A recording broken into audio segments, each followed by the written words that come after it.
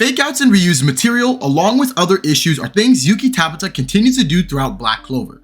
What's good, guys? Havin here back with another video. Today's topic at hand will be Black Clover, specifically the pros and cons of the anime/manga. And man, does this series have problems. I have 12 categories that I'll be using to talk about Black Clover, the same format as I did for the Big 3 video, because I think it's just easier to get all my thoughts across.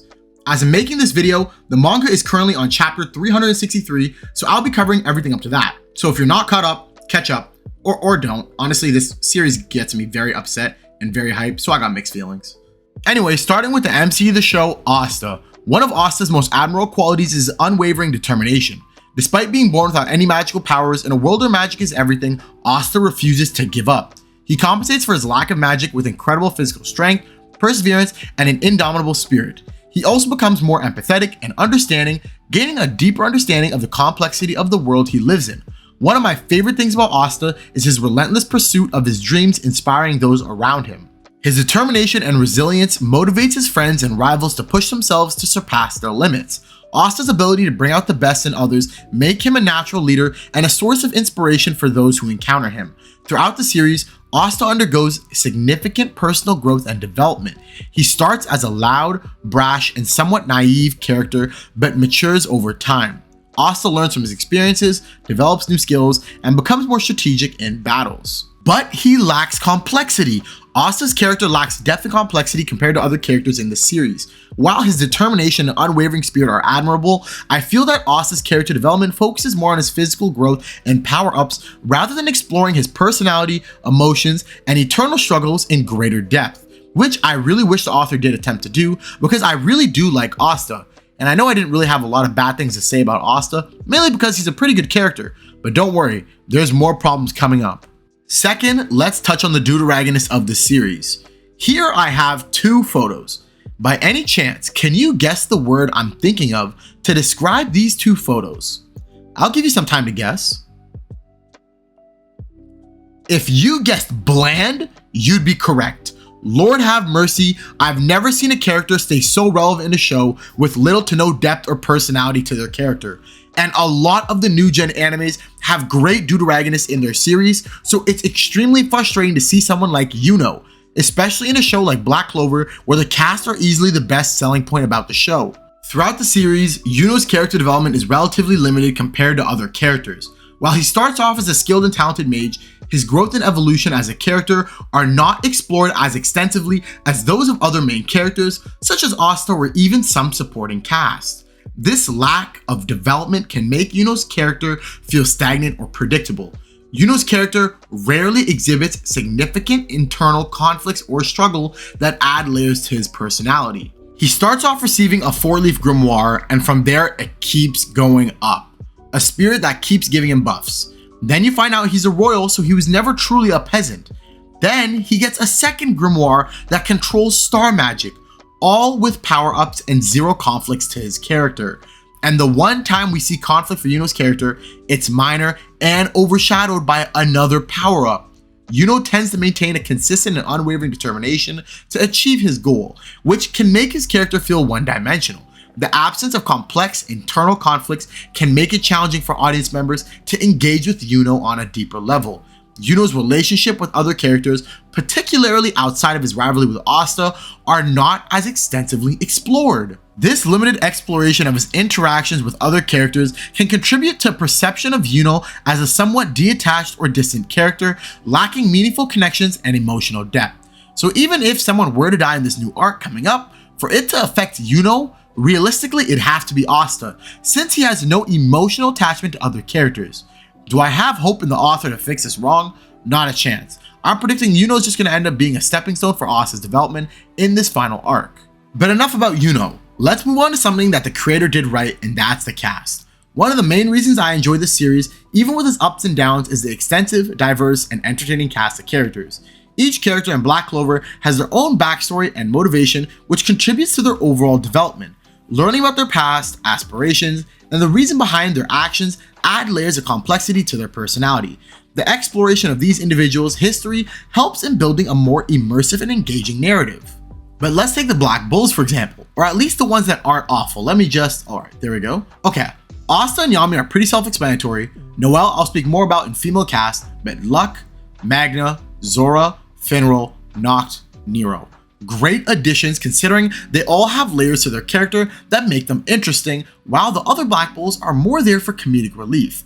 At least the relationship within the Black Bulls are a standout feature. The bonds of friendship and loyalty between the characters are compelling and heartwarming. Asta and Yuno's rivalry and friendship, the Black Bulls' eccentric yet supportive dynamic, and the various interpersonal connections add depth and emotional resonance to the story.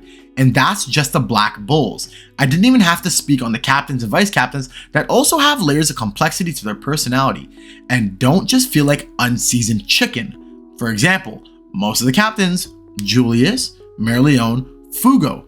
I've never read or watched Black Clover and had the feeling like the character on the screen need to be switched off. I genuinely enjoy majority of the cast, so the cast gets a pass. However, I cannot let the antagonists slide. For more than half the series, the main antagonists were the elves, and man was it rough.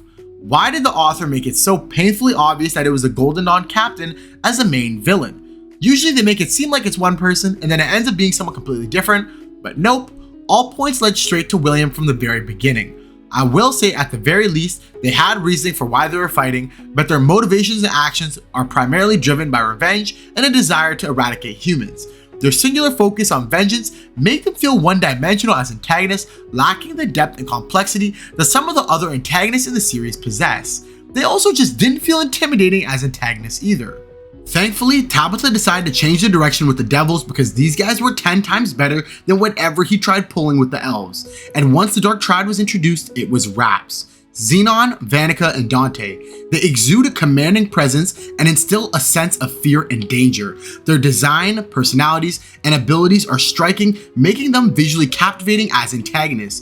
Dante, the epitome of malice. Xenon, forced into the life of devils because of a tough life decision, and Vanica, who enjoys strong opponents to fight. The Dark Triad is characterized by their merciless and sadistic behavior. They have no qualms about inflicting pain and suffering on others, even their own subordinates.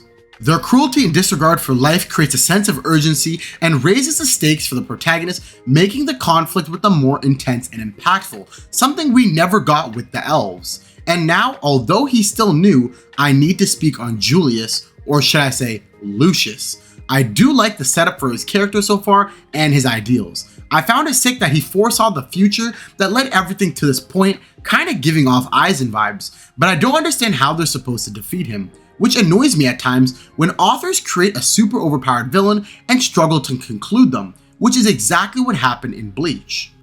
For the female cast, Black Clover features a diverse range of female characters, each with their own unique personalities, strengths, and abilities. From the determined and courageous Noelle Silva to the confident and skilled Merleone Vermilion, the female cast showcases a wide variety of strong, capable characters who contribute significantly to the story. The female characters in Black Clover are portrayed as independent individuals with agency. They make their own decisions, take actions, and play pivotal roles in the story. They are not mere characters or damsels in distress, but rather active participants who contribute significantly to the progression of the plot. Which reminds me of the Bleach female cast because they both have the same problem. They both have strong independent females, but some just lack ideals, goals, and ambitions. But when they do have those traits, they're incredible. For example, Noelle. For a female character who's constantly active in the story, she undergoes substantial development throughout the series. She starts off with her own personal struggles, insecurities, and goals, which all link to her family issues, where she then grows and evolves drastically. This character development adds depth and complexity to her character, making her more relatable and engaging for the audience. While the female characters in Black Clover are strong and capable, they are also allowed to show vulnerability and experience a range of emotions. They also have their own fears, insecurities, and moments of doubt, which adds depth and realism to their character. This portrayal of multi-faced personalities make them more relatable and human. And honestly, it's not crazy to say that Noelle is a top 3 best female character of all time. Character design. Black Clover features a wide range of characters, each with their own distinct visual appearance. From Asta's iconic anti-magic sword and rugged outfit to the elaborate and ornate attires of the nobles, the characters in Black Clover are visually captivating and leave a lasting impression. The diverse character design contributes to the overall richness and depth of the series. Some of my favorite character designs in Black Clover are Asta, Merleone, Magna, Noct, Dante, Julius, and Lucifero. One thing that's overlooked in character design in Black Clover are symbolic details.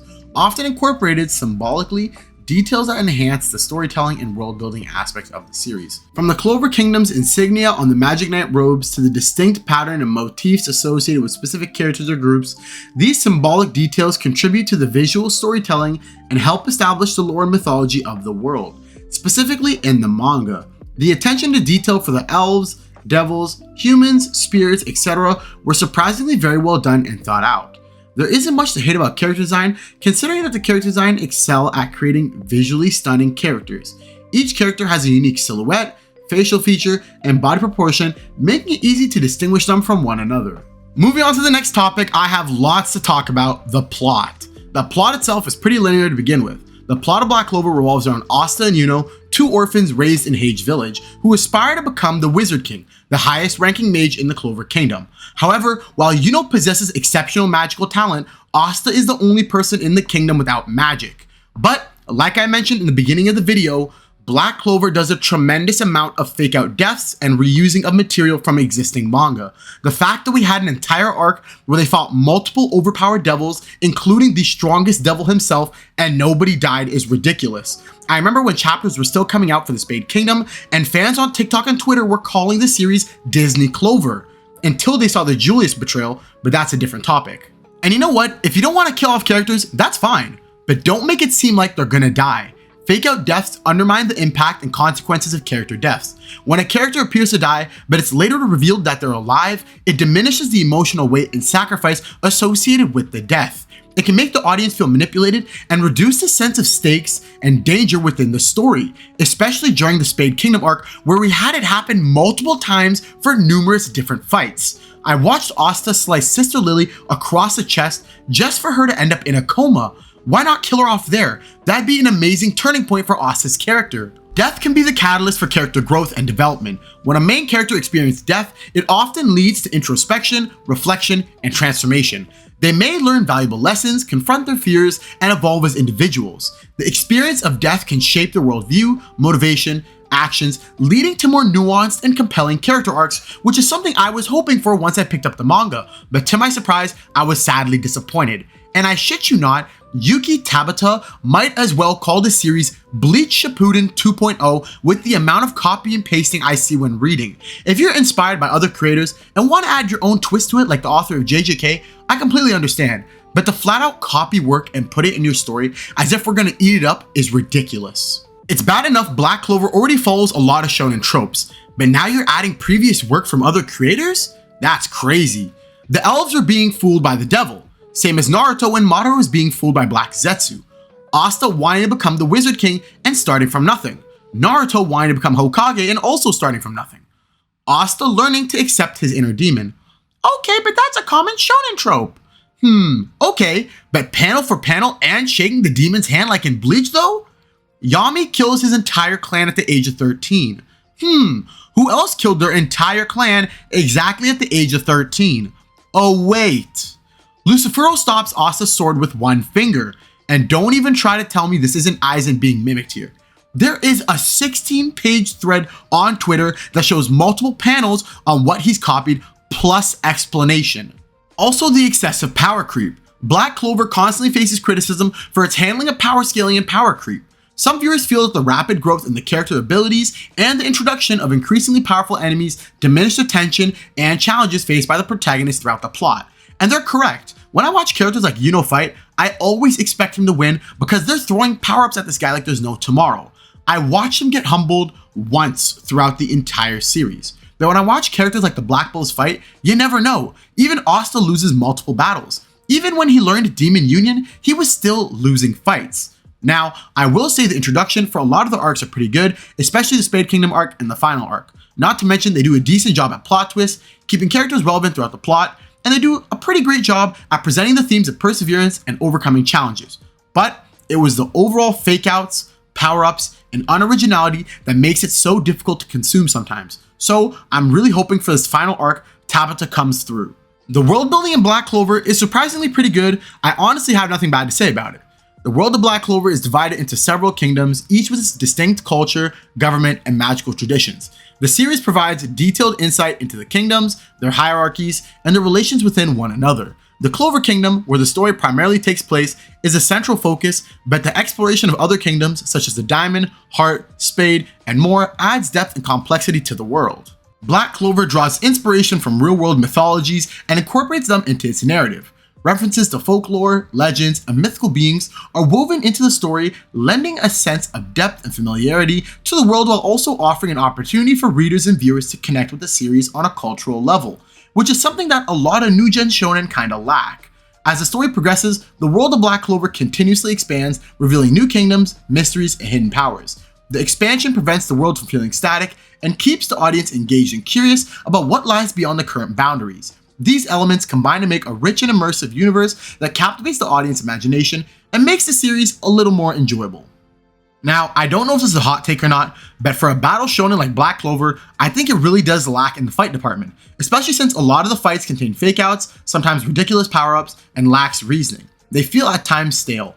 A few fights I did actually find pretty good are Parts of the Captain versus Lucifero, Asta, Magna, Vanessa versus Luck, Veto versus the Black Bulls, Asta versus Sister Lily, Yami and Asta versus Dante, and Magna versus Dante, which is my favorite fight in Black Clover. Yes, I did name a handful of fights, but realistically, there should be a lot more.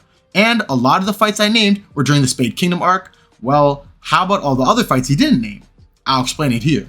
One criticism often levied against Black Clover fight scenes is the perceived lack of strategic depth. While the series features flashy fights and intense battles, some argue that the fights tend to rely more on power-ups and brute force rather than intricate tactics or clever strategy.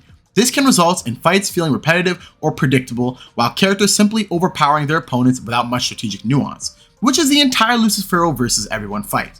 The lack of emotional investment in the characters and their emotions and motivations during fights is a key issue. While the series does delve into character backstories and development, I'd argue that it doesn't always effectively translate into emotional charged battles. Without a strong emotional connection to the characters or a sense of stakes, the fight may feel less impactful or meaningless. Another example is Yuno vs Xenon. I feel that Black Clover's power scaling system can become repetitive and formulaic. The concept of characters continuously unlocking new or more powerful forms or abilities without much explanation or buildup can lead to a sense of predictability. This diminishes the excitement and suspense of the fight, as the outcome can feel predetermined based solely on the power levels, which is basically any fight after the Elf arc. Animation/manga. I'm not going to detail animation because it's so self-explanatory, I'm not going to argue it. The animation sucks. It didn't do the manga justice. 170 episodes and the animation got somewhat good at 158 to 170.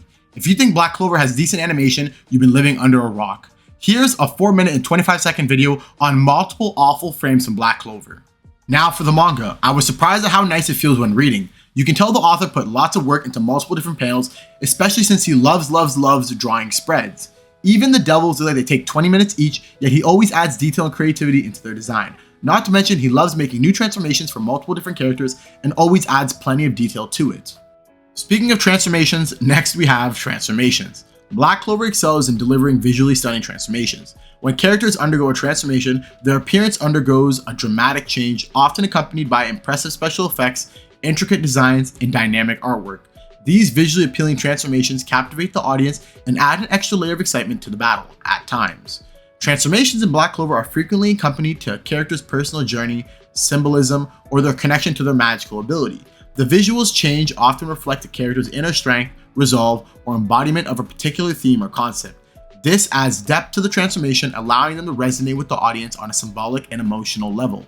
The transformations in Black Clover are frequently accompanied by intense and impactful moments within the storyline.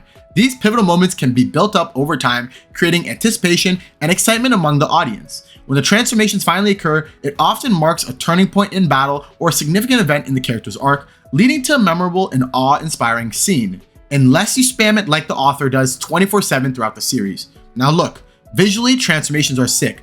Even Mr. Unseasoned Chicken has pretty cool transformations. Asta in particular, I love his transformations. Noelle's got some cool ones too. Oh, sorry, no, not this one. Oh wait, no, not this one either. Too much titties. She's underage after all. Okay, wow, the author must really like Noelle. Okay, here we go, a transformation that doesn't sexualize her. Perfect. And it's not just those three. Charmy has a cool ass transformation. Luck has a sick-ass transformation. Leona looks dope in her transformation. It's the same as I mentioned earlier in fights. The concept of characters continuously unlocking new or more powerful forms or abilities without much explanation or build-up can lead to a sense of predictability.